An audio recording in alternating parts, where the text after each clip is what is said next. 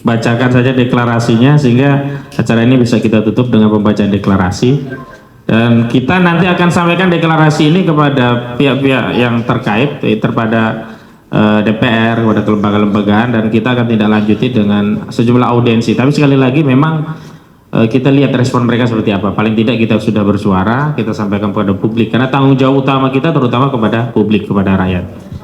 Baik, akan saya bacakan. Bismillahirrahmanirrahim. Deklarasi bersama advokat, ulama, dan tokoh nasional. Batalkan proyek IKN, pertahankan Jakarta sebagai ibu kota negara Republik Indonesia. Pemerintah telah menerbitkan Undang-Undang Nomor 3 Tahun 2022 tentang Ibu Kota Negara. Pada saat yang sama, Presiden Jokowi telah menandatangani pengesahan Undang-Undang Nomor 2 Tahun 2024 tentang Daerah Khusus Jakarta.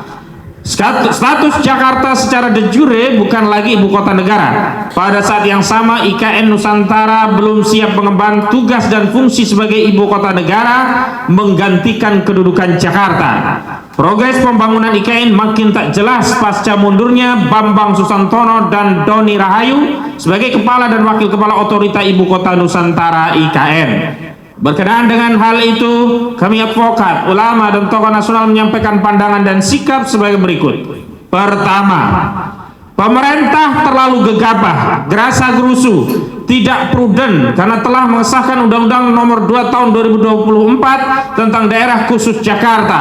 Sementara IKN Nusantara belum berfungsi dan belum siap untuk mengemban tugas dan fungsi sebagai ibu kota negara menggantikan Jakarta. Kedua, penetapan Jakarta sebagai daerah khusus yang tidak lagi menjalankan fungsi ibu kota negara berpotensi menjadikan Indonesia kehilangan status ibu kota negara karena ketidakpastian ibu kota pengganti. Semestinya pemerintah tidak mengubah status Jakarta sebagai daerah khusus ibu kota DKI sampai IKN Nusantara benar-benar siap dan mampu menjalankan fungsi dan tugas sebagai ibu kota negara.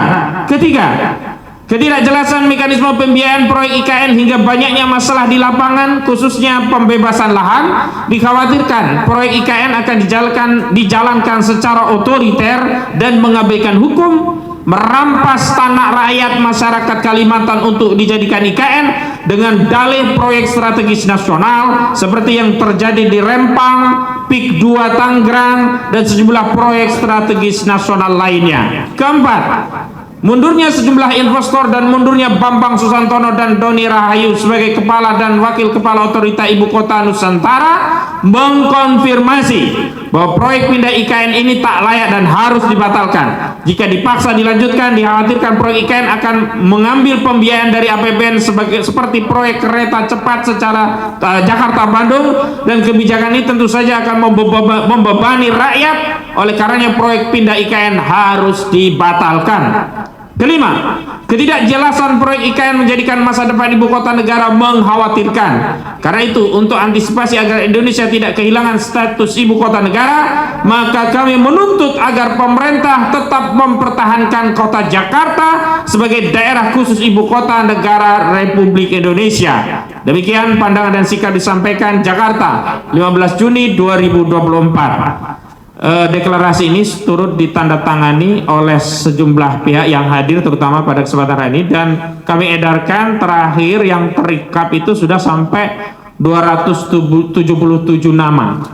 Sejumlah nama yang sudah dicatat tadi juga kami edarkan berkala melalui sosial media, dan memang ada beberapa tambahan dan belum sempat kami rekap. Nanti kami akan kirimkan ya kepada stakeholder dan pihak-pihak yang berkepentingan agar suara ini mampu diamplifikasi dan bisa menjadi tuntutan publik agar bangsa kita bisa diselamatkan dari kesemrawutan proyek-proyek yang hanya perlu pada oligarki.